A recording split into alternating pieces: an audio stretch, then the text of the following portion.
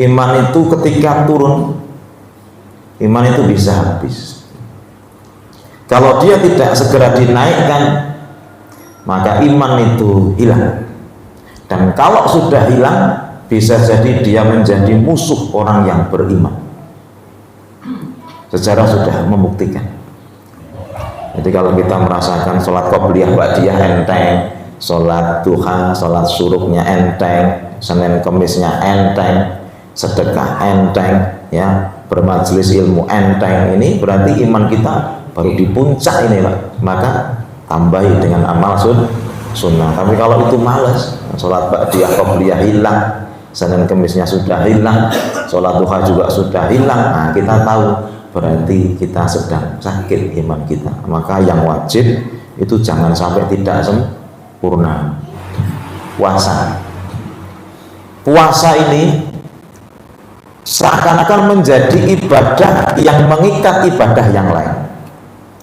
Jadi kan titeni mawon nek poso kita akan eman-eman untuk tidak beramal yang lain. Nek poso Ramadan misalnya, mesti kita lihat orang kalau puasa Ramadan pasti mau ke masjid, pasti mau sholat tarawih juga mau, kemudian baca Quran juga mau, kemudian infak juga mau. Puasa itu ibadah yang mengikat ibadah yang lain. Kalau dia dikerjakan, yang lain akan ikut dikerjakan. Orang kalau sholat belum tentu puasa, tapi kalau orang puasa, eman-eman era sholat. Aku poso, mosok ora sholat. Wah, akhirnya kan sholat. Aku poso, mosok ora ning masjid. Akhirnya kan ke masjid toh, mergo napa? Poso. Bismillahirrahmanirrahim. Assalamualaikum warahmatullahi wabarakatuh. Alhamdulillah, alhamdulillahi rabbil alamin. Alhamdulillahilladzi anzala as-sakinata fi qulubil mu'minin, alladzi arsala rasulahu bil huda wa dinil haqqi liyudhhirahu 'ala ad-dini kullih. Wa kafa billahi syahidan, asyhadu an la ilaha illallah wahdahu la syarika lah, wa asyhadu anna Muhammadan 'abduhu wa rasuluhu la nabiyya wa la rasula ba'dah. Allahumma shalli wa sallim wa barik ala nabiyyina Muhammadin wa ala alihi wa ashabihi ajma'in. Amma ba'du, wa ya ibadallah, usikum bi nafsi wa iyaya bi taqwallah faqad fazal muttaqun. Qala Allah ta'ala, a'udzu billahi minasyaitonir rajim. Bismillahirrahmanirrahim. Ya ayyuhalladzina amanu kutiba alaikumus syiyam kama kutiba 'alal ladzina min qablikum la'allakum tattaqun. Wa qala walladzina jahadu fina lanahdiyannahum subulana. Wa qala nabiyuna Muhammad sallallahu alaihi wasallam, Qul amantu billah tsumma istaqim, Allahumma arhamna bil Qur'an wa saddaqa Rasul Karim. Ikhwati fillah, Bapak Ibu jamaah rahimani wa rahimakumullah. Alhamdulillah, alhamdulillahi rabbil alamin. Marilah kita panjatkan puji dan syukur kehadirat Allah yang pagi hari ini masih berkenan melimpahi kita dengan banyak karunia dan nikmatnya, wabil khusus kepada nikmat bangun pagi kita di subuh hari ini, bahwa orang kalau bangun di waktu subuh kita diberikan banyak sekali keutamaan. Sebagaimana Abdullah ibnu Abbas, beliau menyampaikan paling tidak ada 5 keutamaan ketika kita bangun di waktu subuh. Yang pertama, kata beliau, kana wujuhuhum musfirah. Orang yang bangun pagi maka wajahnya akan dibuat oleh Allah itu wajah-wajah orang yang semangat, sumringah, ya Pak, wajah-wajah yang berseri-seri. Nah, orang patek berseri-seri sumringah mungkin sahure kokean, ya Pak. Wajah-wajah wis ngantuk itu berarti terlalu banyak sahurnya. Yang kedua, wa kana ajsamuhum muqwiyah. Badannya akan disehatkan oleh Allah Subhanahu wa ta'ala. Karena kita pagi-pagi sudah jalan ke masjid, apalagi kalau jalannya agak jauh, lumayan untuk permulaan di pagi hari kita sudah jalan pagi, ya. Kalau dulu di zaman Nabi itu sholat subuh itu kondisinya masih gelap, Maka Nabi janjikan, basyiril masain fitulam ilal masjid binurit tamah yaumul qiyamah. Siapa yang mau bergelap-gelap datang ke masjid, maka besok di hari kiamat gantinya adalah dia diberikan cahaya yang sempurna di hari kiamat, sehingga dia meniti sirat itu dengan kondisi banyak cahayanya. Nah, kita kan hari ini ke masjid itu padang ya Pak, tidak ada halangan gelap, tetapi janji itu masih diberikan oleh Nabi kepada kita, siapa yang mau ke masjid akan diberikan cahaya yang sempurna di hari kiamat. Kemudian yang ketiga, kata beliau, wa kana awqatuhum mubarakah.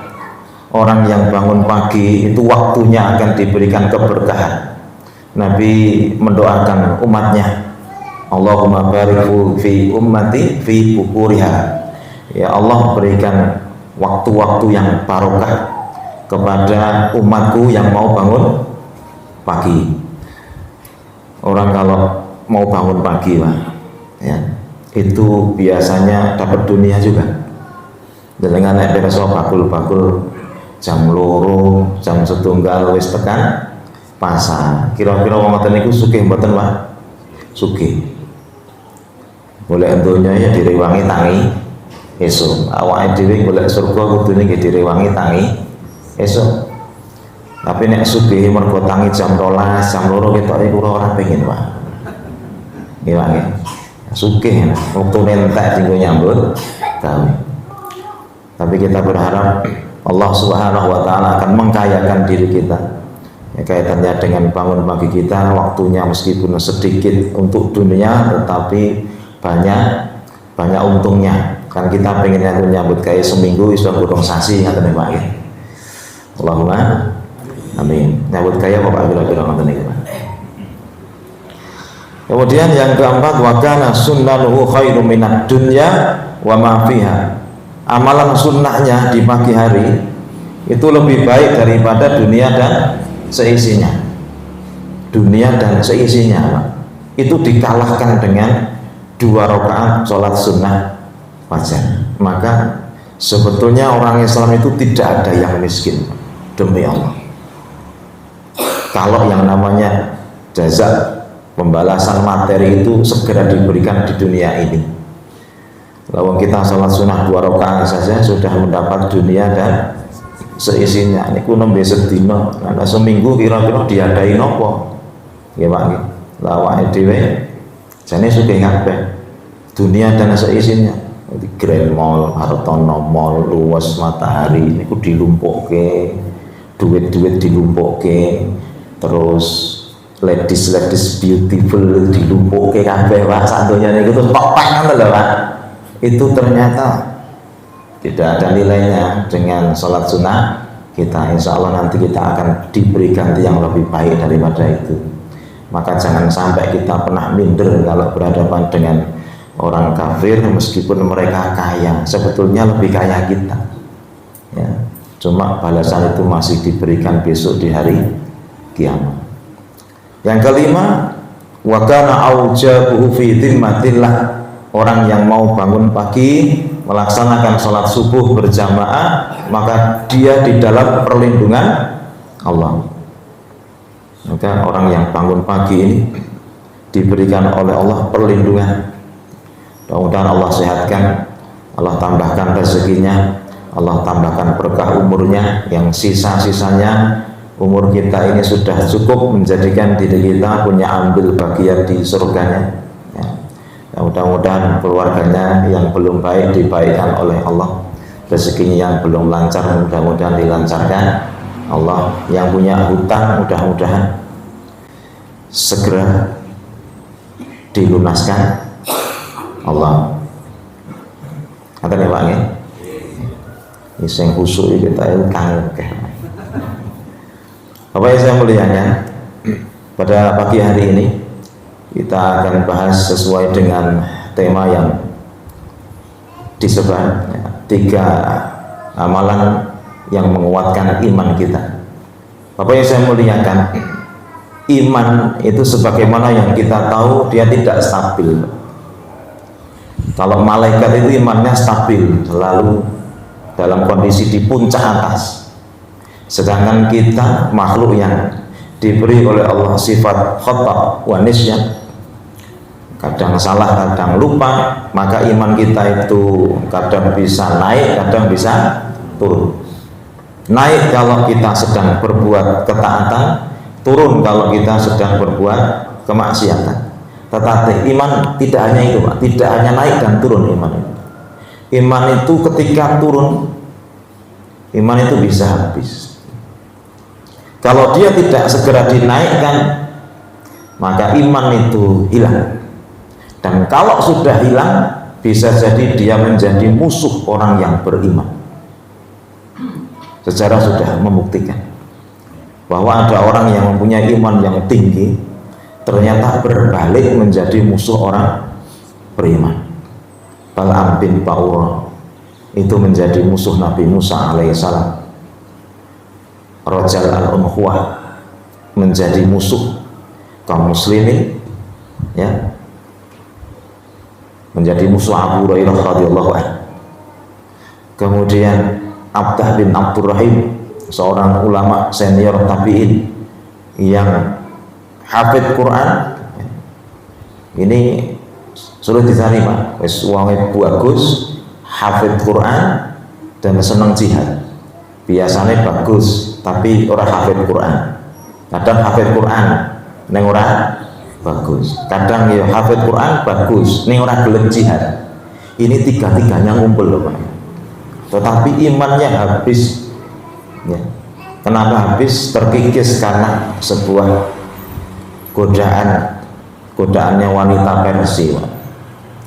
Kita wong imane kuat ini ketemu model iblis wedok ngene iki memang gampang tekor, Pak. Ya. Langsung habis itu, akhirnya malah ikut pasukan Persia karena dia senang dengan wanita Persia itu, wanita yang berambut pirang, ya. Nanti rambutnya mungkin menarik perhatian beliau karena rambutnya itu apa, Pak? Pirangnya berarti apa? Semu-semu abang atau ya, Pak? Pirang, kayaknya kan pirang-pirang ya, Bu. Nah, itu rambutnya menarik hati beliau. Nah, orang Arab rambutnya hitam kok, ini kok rada berkilau-kilau gitu. Ya, akhirnya jatuh di situ, menjadi musuh kaum muslimin. Hilang semua ayatnya, Pak. Hafid Quran itu ketika imannya habis, tidak dinaikkan, menjadi musuh orang beriman, lupa terhadap Al-Quran. Ketika mau dibunuh kaum muslimin, ya Abdah bin Abdurrahim, kemana hafalan Quran? Apa aja beliau? Sudah hilang semua, kecuali 2 ayat saja, surat Al-Hijr itu. Rubbama yawaddul ladzina kafaru law kanu muslimin darhum ya'kulu wa yatamatta'u wa yulhihimul amalu wa sawfa ya'lamu. Iso-isone, Pak, hafid Quran itu sing dihafal karek 2 ayat niki, Pak. Padahal surat Al-Fatihah lali, Pak. Surat An-Nas lali. Nek jenengan kan orang mungkin lali to nek niku loro niku. Pucuk kali pucuk niku. Ora mungkin to, Pak. Wong sing dihafal nggih ngono iku masalahnya. Ya biasa, Pak. Orang itu kalau banyak hafalan, banyak yang lupa. Sedikit hafalan, sedikit lupa. Kalau tidak punya hafalan, tidak pernah lupa. Orang di hafalan kok lali opo? Hafalane akeh, laline akeh ya wajar. Hafalane sithik ya sing dilalekke sithik. Orang di hafalan blas ora lali, Pak. Makane sing duwe hafal, orang di hafalan blas ya, Pak. Makanya saya melihatkan itu, Pak. 2 ayat ini pun menjadi hujah dirinya. Orang-orang kalau sudah menukar imannya dengan kekufuran, besok di hari kiamat itu yang paling menjadi kekecewaan itu apa? Mbok dhisik aku dadi wong muslim. Ya, itu loh, Pak. Maka iman ini sesuatu yang tidak stabil. Ya, kita harus merawat berhati-hati karena iman ini posisinya tidak selalu ada di atas. Cuma kata Ibnu Qayyim, kalau iman itu pengen lebih stabil di atas, kalau pas iman itu di atas, paksa dia dengan amal sunnah. Pokoknya kita merasakan beramal itu enteng, Pak, maka gage-gage ngebai amal sunnah supaya di atasnya itu lebih lama dia. di atas, ya kadang nanti turun, tetapi lama turunnya. Kalaupun turun, dia segera naik lagi. Maka kita ini alarmnya itu Pak, kalau amal sunnah itu kita tidak melaksanakan, berarti iman kita sedang di bawah. Maka kata beliau, kalau iman sedang di bawah, amal wajib jangan sampai tidak sempurna. Kalau amal wajib tidak sempurna, iman kalian bisa habis.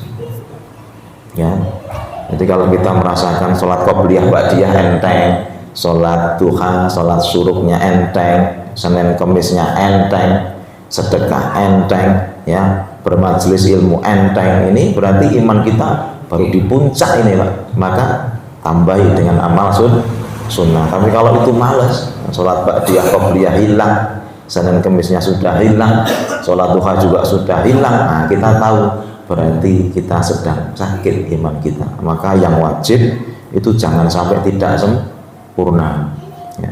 Saya muliakan, maka kaitannya dengan iman kita. Abdullah ibnu Mas'ud di dalam Al-Adab Syariah beliau menyampaikan, salatun man kunna fihi mala Allahu qalbahu imanan. 3 hal yang apabila ada di dalam diri seseorang, maka hatinya itu akan penuh dengan iman. Iman itu ada yang di hati orang itu penuh, ada yang mungkin separuh, ada mungkin seperempat. Nah, bagaimana supaya iman itu segera full, segera penuh? Kata beliau, amalannya 3. Yang pertama, suhbatul faqih. Amal yang paling cepat menaikkan iman kita itu adalah ketika kita berteman dengan orang-orang yang faqih, orang-orang yang alim, berteman dengan para ulama, berteman dengan para asatidz. Hal yang paling cepat menaikkan iman kita itu kaitannya dengan siapa yang menjadi teman kita, Bapak Ibu. Kalau kita berteman dengan orang yang soleh, maka iman kita itu akan cepat terisi penuh, ya. Maka ibadah sebelum kita itu melakukan amal soleh itu sebetulnya karena mata dan telinga kita dan hati kita. Kenapa kita kok kadang pengen, ya, beli motor? Karena mungkin kita lihat teman kita beli motor, kita akhirnya pengen. Teman kita beli HP baru, beli iPhone 14, pirang yuta Mas. Kok iso pengen mergoni weruh Pak? Coba nek ra weruh, ora pengen. Kok krungu kancane kok rabi meneh, akhirnya pengen. Mergo krungu. Coba ra krungu, ora pengen, gitu lah. Bar weruh, krungu, terus dipikir, akhirnya jadilah sebuah niat keinginan. Maka ibadah sebelum berniat itu menjaga mata dan telinga dan hati kita, supaya yang dilihat, didengar dan dipikir itu adalah orang-orang soleh itu. Iman kita biar tambah kuat, ya. Maka saya muliakan, jangankan kita, para nabi saja butuh teman yang soleh. Maka Nabi Musa minta teman, namanya Nabi Harun. Nabi Isa itu ya punya teman Hawari. Nabi Muhammad SAW punya teman namanya sahabat, ya. Dan orang kalau punya teman baik, maka dia akan diangkat ke derajat yang tinggi. Kita kenal anjing, anjing itu kan binatang najis, tapi ketika dia berteman dengan Ashabul Kahfi, maka dia menjadi anjing yang dijanjikan Allah akan dimasukkan ke dalam surganya Allah. Kiri lho Pak, iso mlebu surga mergo duwe kanca saleh, gitu lho. Najan kiri Pak. Awake dhewe kan luwih mulya Pak tanpa kiri Pak. Ya ta. Nah, kita kalau berteman dengan orang yang saleh, insyaallah mudah untuk masuk surga, ya. Maka Abdullah ibnu Mubarak, ulama yang disebutkan ulama tabi'in yang paling mirip dengan sahabat, karena beliau mengumpulkan luar biasa keutamaan, ya, sudah ulama, mujahid dan dermawan. Nah, ini sebuah pribadi yang sulit ditemukan, Pak. Sudah ulama, gemar jihad dan gemar sedekah. Beliau sering mempunyai amalan yang luar biasa kait dengan haji, Pak. Kalau masa musim haji datang, beliau itu ya, menghajikan teman-temannya. Teman-teman tuh dihajikan. Saking kayak duitnya, Pak. Kira-kira jamaah Nur Merah enten mboten sing model ngeten iki. Tereng. Muga-muga enten, amin. Betul, Pak. Dan beliau itu kenapa bekerja serius, Pak? Tujuannya mulia sekali. Beliau itu kalau bekerja, dagang, sukses, maka beliau menggaji para tabiin yang lain. Harta beliau itu muternya itu, Pak, itu kepada para ulama. Dia menggaji Fudail bin Iyad. Pokoknya ulama yang satu generasi dengan beliau itu, beliau yang memberikan gaji. Kenapa? Biar para ulama itu tidak sibuk bekerja, gendo fokus mulang umat. Ngono lho, Pak. Nek Ustaz cek nganggo nyambut gawe niki nek mulang ya kesel lho, Pak. Paham ora wong kene kira-kira? Kita era mate paham ya, alhamdulillah. Betul, Pak. Maka beliau ini menjadi garda terdepan. Ben, aku tak nyambut gawe wong ternyata Allah berikan saya rezeki lebih banyak, maka ulama-ulama semasa beliau gaji sama beliau. Antum jangan kerja, antum fokus mendidik umat. Beliau itu nyampaikan, saya kalau hatinya itu sedang turun imannya, maka saya mendatangi teman saya itu nama Fudail bin Iyad. Memandang Fudail bin Iyad itu sudah menaikkan iman. Di orang soleh itu, Pak, dipandang wajahnya itu membuat orang lain terangkat imannya. Ya, awak itu kira-kira di sawah wong liya iki marak tambah iman kok dawen iman kira-kira. Sawah nyawa gue malah imanku dawen nih. Berarti kita belum soleh. Ya. Maka Ibnu Qayyim, Pak, itu kan dokter hati bahasanya. Itu pun kalau hatinya sedang gelisah, itu ya mendatangi gurunya, namanya Ibnu Taimiyah. Cukup memandang wajah gurunya, itu masalah itu selesai, Pak. Mumet, kesel ya toh, bingung, nyawang wajah gurunya tok rampung, Pak. Dhisik. Nek saiki nek nyawang gurunya tambah masalah. Mereka karo gurune curhat, Ustaz. Mbut gawe apa ya bingung rezekine seret. Mereka arep nyedorosan Ustaze, wong kita senasib, Mas. Waduh. Ya, Pak, guru-guru zaman dulu itu wajahnya barokah betul, Pak. Memandangnya saja itu sudah menjadikan iman naik. Maka sehingga beliau sampaikan Fudail bin Iyad itu nadrul mukmin ilal mukmin yajilul qulub. Memandangnya mukmin satu dengan yang lain itu menghidupkan hati, menguatkan iman. Ya, maka orang bertemu di dalam pengajian yang modelnya offline begini akan beda dengan yang online, karena yang offline itu bisa saling memandang. Ya, aku tak pandang malah turun, imanku malah mudun, Pak. Tak pandang malah wong turun. Ya, sampai Ibnu Taimiyah bilang nadrul mukmin khairum min nasihatihi. Pandangan orang mukmin itu lebih baik dari nasihatnya. Lirik aneh tok, orang mukmin ngelirik lebih baik daripada nasihatnya. Tadi guru ngelirik tok itu cukup. Tadi umpama aku ini ngelirik tok aja wis cukup. Rasa ceramah, Pak. Dilirik tok kan wong wis krasa ya. Dilatih ngantuk banget. Gitu, Pak nggih. Baik, saya muliakan. Nah, pentingnya kita berteman dengan orang yang soleh. Maka Bapak Ibu yang saya muliakan, bahwa di dalam Al-Qur'anul Karim Allah Subhanahu wa taala sampaikan bahwa ada yang kecewa kaitannya dengan teman yang dibawa. Ali bin Abi Thalib sampaikan, alaikum bil ikhwan fa innahum uddatun fid dunya wal akhirah. Ala tasma'u ila qauli ahli nar fama lana min syafi'in wala sadiqin hamim. Hendaklah kamu mencari teman-teman yang soleh untuk membantu urusan dunia dan akhirat. Tidakkah kamu perhatikan surat Asy-Syu'ara ayat 100 ya, dan 101, fama lana min syafi'in. Kami tidak mempunyai orang yang bisa memberikan syafaat di hari kiamat, wala sadiqin hamim, dan tidak punya teman-teman yang akrab. Ini celotehan orang yang masuk neraka, Bapak Ibu. Gelem Sampai di akhirat itu tidak ada yang bisa memberikan pertolongan karena nggak punya teman yang bisa memberikan syafaat. Ya. Di dunia kita harus punya teman yang soleh. Ya.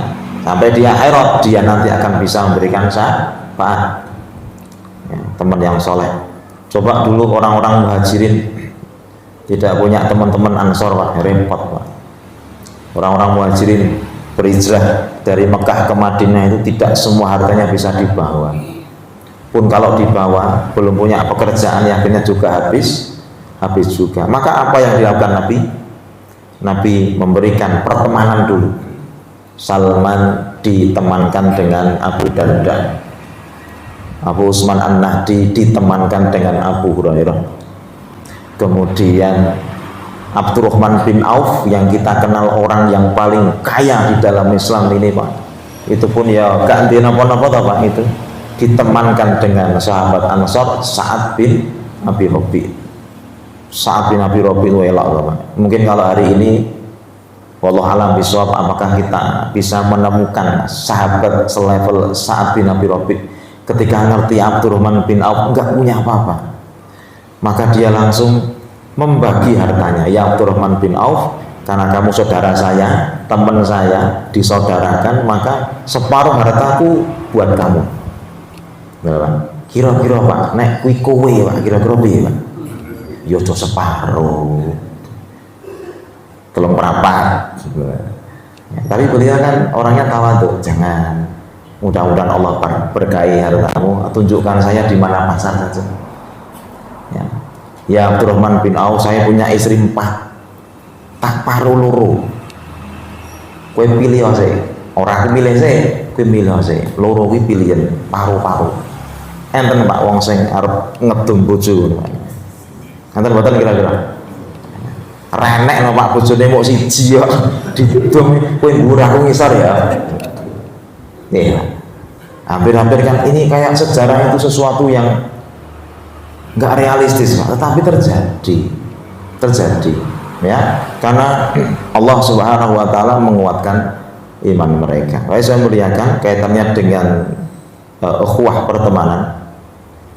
Allah sampaikan dalam surat Hud ayat 112, fastaqim kama umirta wa man taba ma'aka, maka istiqomahlah kamu ya sebagaimana diperintahkan kepadamu dan orang-orang yang taubat bersamamu. Dalam ayat ini ada unik, Pak. Wong nek pengen istiqomah itu satu, jalankan perintah Allah, yang kedua bersamailah orang-orang yang taubat. Ayatnya unik ini. Jadi nek pengen istiqomah itu caranya bersamailah orang-orang yang taubat. Kenapa demikian? Umar ibnul Khattab menyampaikan jalisut tawwabin wa innahum arakun syai'in afidah. Duduklah kamu, bertemanlah kamu dengan orang yang baru taubat, karena mereka adalah pemilik hati yang paling lembut. Wong sing atine paling lembut, Pak, itu wong sing lagi taubat, Pak. Coba jenengan lihat mu'alaf itu, Pak. Hatinya lembut sekali, pengen kembali kepada Rabbnya, menemukan Tuhannya. Akhirnya pengen sholat, pengen diajari sholatnya pengen tenanan, karena baru tobat. Orang baru tobat itu beda dengan kita yang sudah sholat. Saya sudah sholatnya kadang biasa, atau saking biasanya nek maca napa doa iftitah Allahumma ba'id baini, lambene iso ngomong ning pikirane mikir kumbano iso wae gitu, saking autopilot gitu. Ya, enggak ngefek lagi itu bacaan, mergane apal, saking apale ya lambene iso maca dongane, ning pikirane tekan endi-endi Allahumma ba'id baini wa baina khotoyaya. Iso ngomong dhewe lho, Pak. Ini autopilot ini, Pak. Tapi orang yang mu'alaf itu sinau salat itu wah, sesuatu yang wah banget. Piye to bacaane? Wah, aku diajari, hatinya lembut sekali. Maka kita kalau di bulan Ramadan ketemu orang-orang yang baru taubat, kancani. Dia Ramadan kan masjid tebak, Pak, jamaah baru itu pakai teko. Mereka ini orang-orang yang hatinya itu kon ngancani gen dadi kancane dhewe, aja malah tok dengareke. dengaren ning masjid. Golek buka ya. Oke ya oke. Padha-padha golek buka. Ya temen nuduh orang lain piye. Itu kalau kita ketemu jamaah yang baru, Pak. Lah itu kesempatan kita bersamai mereka, kamu akan dapat semangat yang lebih baru. Ya, jangan sampai kita luput ini kesempatan. Berarti apa? Sama-sama bermanfaat. Dia yang berteman dengan kita nanti selepas Ramadan bisa istiqomah, kita berteman dengan orang yang baru tobat, kita akan tambah semangat. Sama-sama mau istiqomah begitu caranya. Bersamalah orang-orang yang baru tobat. Coba dengar aja mau, usah ditapuk lambemu, Pak. Ya. Yang kedua, amalan yang paling cepat menaikkan iman itu adalah tilawatul Quran. Membaca Quran. Coba kita lihat para salaf yang banyak baca Quran, rata-rata ya ulama.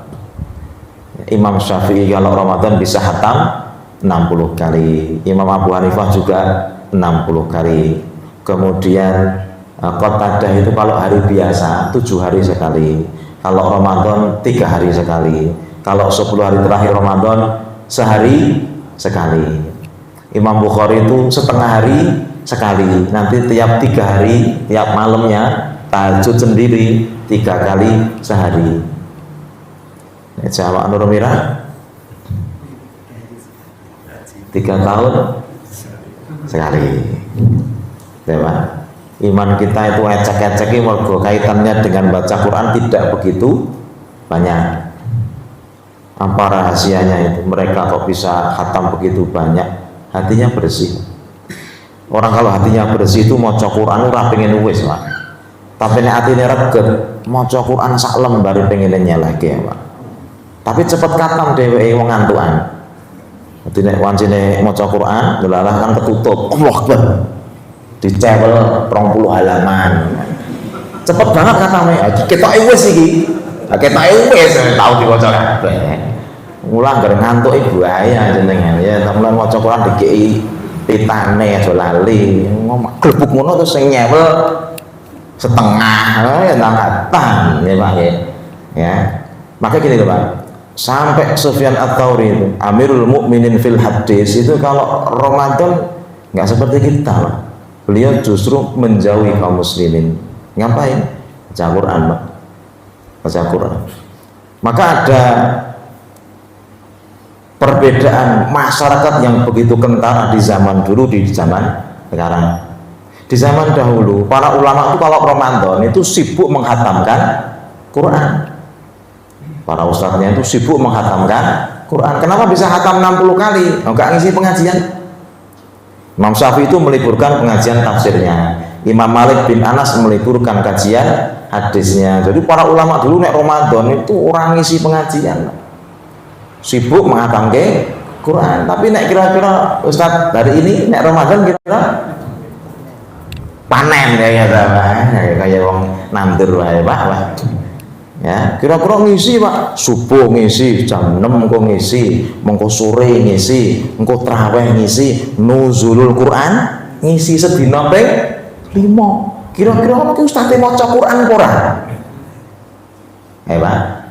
Nah, ora maca mesti akhirnya kesel ya, Pak. Ah, barang kesel kira-kira sing salah sapa ngono kuwi? Ora sapa kewuh. Sing salah sapa? Ya ustaz, salah ditompo enggak ngono ya, Pak. Lah ini menjadi ironinya di sini, Pak. Ya, kenapa? Kalau kata Imam Nawawi ya enggak apa-apa mengambil bagian untuk berdakwah di bulan Ramadan karena ada waktu-waktu yang memang bisanya ditemu di Ramadan. Contohnya napa? Karena kalau yang jenengan sing sering ngaji ning Nur Mirah kan ora ditausiahi ra masalah wong jenengan iki kita wis mukok ilmu kabeh gitu Pak. Tapi wong sing tekone ning Ramadan tok lho Pak. Kuwi kapan sing ngeplaki kapan kira-kira Pak? Nah Ramadan tok to wong maka ya senengnya para ustaz ngisi di Ramadan ya ketemu begejil-begejil anyar kuwi Pak. Iki wancine dikeplaki saiki lho Pak. Ora ngono ora teko wong ya Pak. Senin ra teko, ngantek Setu, ngantek Minggu ya ora teko, tekone Ramadan tok. Nek bar Ramadan ora teko neh wonge, kata Pak iki ruwete ya. Maka kalau kita bilang idealnya loh Pak, idealnya itu ya masing-masing sibuk menghatamkan Al-Quran sebagaimana para ulama menempuh hal demikian ya. Saya penting Bapak Ibu, nah ini kita kira-kira targetnya hatam berapa Pak? Minimal 3 Pak ya. Hatam kali bojo bisa, hatam kali konco bisa, hatam dewe bisa. Sing loro kan hatam gotong royong Pak. Tadarus ini hatam gotong royong Pak. Kene maca rampung, kene maca, kene dolanan WA ya. Wis swidak upengah, aku to maca rampung selehke, maca WA meneh ya. Sing hatam gotong royong ngene iki ya ta. Ning ya wis apik iki lumayan ya. Kita itu ya pekewuh tenan Pak itu. Maka yang muda-muda mohon coba dimaksimalkan, apalagi nanti 10 hari terakhir dicoba untuk banyak-banyak menghatamkan Al-Quran. Saya dulu pernah nyoba Pak itu, dicoba jenengan cobi mungkin 10 hari terakhir itikaf dicoba. Saya pernah nyoba jam 5 pagi sampai jam 10 malam ngedur maca Quran Pak. Itu oke Pak. Itu 22 juz Pak. Lumayan lah 22. Ning bar kuwi aku lara Pak. Awak waduh panas sih Pak. Ngombe tunal lah kira-kira. Waduh. Kaya bingung aku ya maca Quran kok awak terus gembreges iki sing konsep ngendine itu lah. Nah, Imam Syafi'i bisa sehari 2 kali loh. Tak coba kok ya lara ya awak iki. Ya hati kita itu yang kotor mungkin Pak ya. Nah gitu Pak ya, mudah-mudahan bisa jenengan coba. Kalau dulu Pak pernah ya sahabat yang mulia yang kita kenal dengan lakopnya Saifullah Khalid bin Walid itu pernah 3 hari 3 malam itu Pak itu enggak membaca Quran. Akhirnya beliau itu ya nangis dan ya menciumi Al-Quran. Qad mana'ani katsiran minal qira'ah al-jihadu fi sabilillah. Saya mohon maaf ya, Al-Quran 3 hari 3 malam enggak baca kamu karena saya sedang sibuk jihad sabilillah. Tolong dino ora maca Pak. Itu nangis Pak Khalid bin Walid minta maaf sama Quran ya, karena 3 hari 3 malam tidak baca. Tapi alasannya realistis Pak. Kok enggak baca Quran? Sedang jihad. Wong jihad nek ra baca dibaca. Rena nombak ditombak, nek ra manah dipanah. Maka ya alasannya kan bisa diterima itu. Ora maca Quran mergo sedang perang jihad. Nah, kita tidak membaca Quran alasannya sedang males, sedang kerja Pak saya. Kita itu disuruh ibadah orang kerja Pak ya. Maka saya melihatkan ibadah nanti kita ditambah rezeki, jangan dibalik menggolek bonus malah luput gitu loh Pak. Disengkak gesek ibadah nanti rezekinya akan dipenuhi ya. Maka saya melihatkan yang ketiga amal yang paling banyak dan cepat untuk membuat iman kita itu semakin meningkat, semakin full adalah siam, puasa. Puasa ini seakan-akan menjadi ibadah yang mengikat ibadah yang lain. Jangan diteni mawon nek poso kita akan eman-eman untuk tidak beramal yang lain. Nek puasa Ramadan misalnya, mesti kita lihat orang kalau puasa Ramadan pasti mau ke masjid, pasti mau sholat tarawih juga mau, kemudian baca Quran juga mau, kemudian infak juga mau. Puasa itu ibadah yang mengikat ibadah yang lain. Kalau dia dikerjakan, yang lain akan ikut dikerjakan. Orang kalau sholat belum tentu puasa, tapi kalau orang puasa, mana era sholat. Aku puasa, mosok orang sholat. Wah, akhirnya kan sholat. Aku puasa, mosok orang yang masjid. Akhirnya kan ke masjid tuh, mergo napa? Puasa. Ya, mosok puasa aku orang sodako, wong liyane do ngeki sodako. Maka dia menjadi ibadah yang mengikat ibadah yang lain. Aneh Ramadan itu. Coba Ramadan Pak, diceluk muadzin sholat isya ini padahal 5 menit Pak, petang rakaat ora teko Pak. Tapi nek Ramadan mergo poso, alah sholat tarawih lho Pak, petang puluh menit dhewe wis teko. Ya toh? Wong kadang jamaah asli di masjid itu bingung, wah iki kok wis kebak kabeh, ra tok nggon. Padahal dhewe jamaah asli di situ. Jamaah penduduk permanennya ya. Ra tok nggon malah iki kebak kabeh to.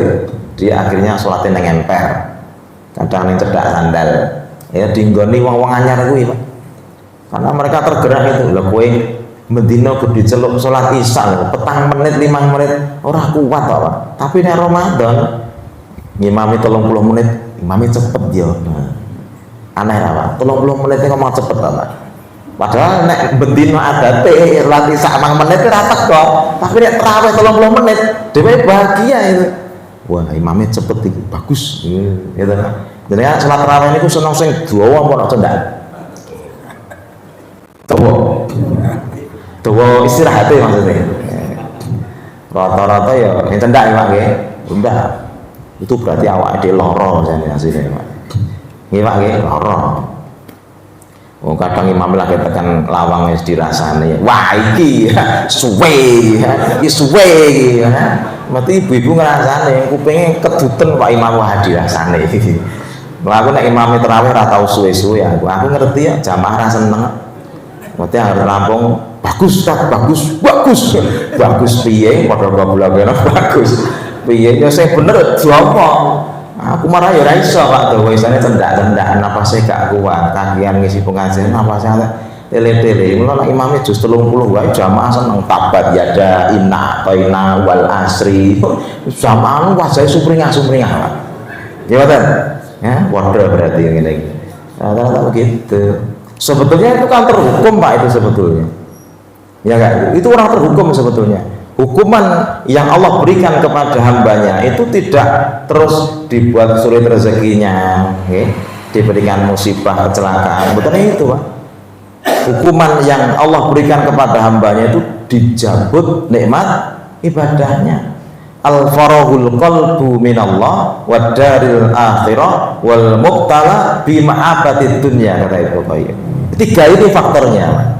Orang kalau dengan Allah itu jarang zikir, jarang ingat yang pas butuh dong, butuh bojo nang masjid salat, terus bojo lari meneh, butuh rezeki eling Gusti Allah, bareng rezeki lari meneh. Memang dia ingatnya ketika dia butuh dong.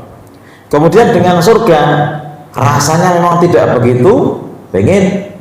Apa buktinya tidak pengen? Alapan nyebutke pintu surga ora iso. Kon nyebutke surga niku apa bae ora ngerti.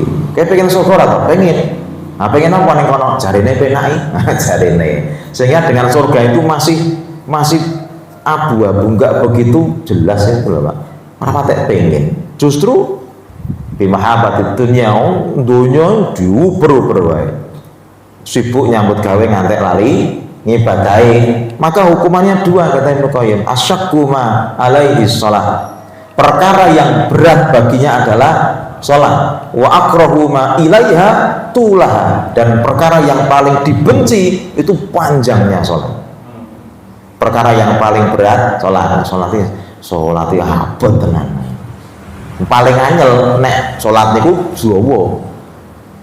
dawa imame nadane mendek rumasane bubar munggah meneh itu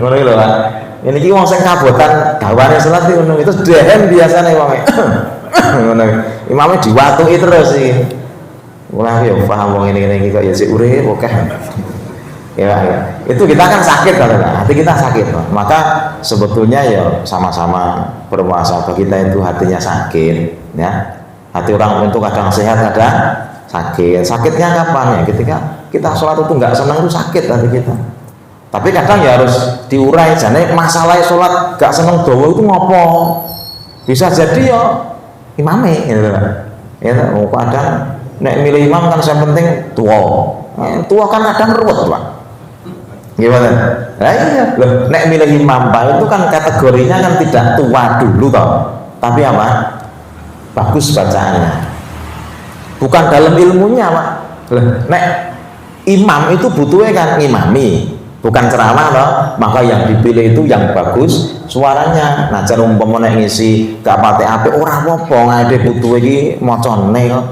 saya kalau ngisi Isya tarawih niku nek enek bocah pondok kok macane apik Pak aku tak kon ngisi Pak tak kon imami Pak leh ke imam apik koyo le ana aku seneng Pak lumayan aku ya iso leren nggih Pak nggih lumayan ya kan sing itu amplop kan saya ngisi Pak dudu saya Begitu saya mau lah iya, aku wis leh kemam leh apik kowe.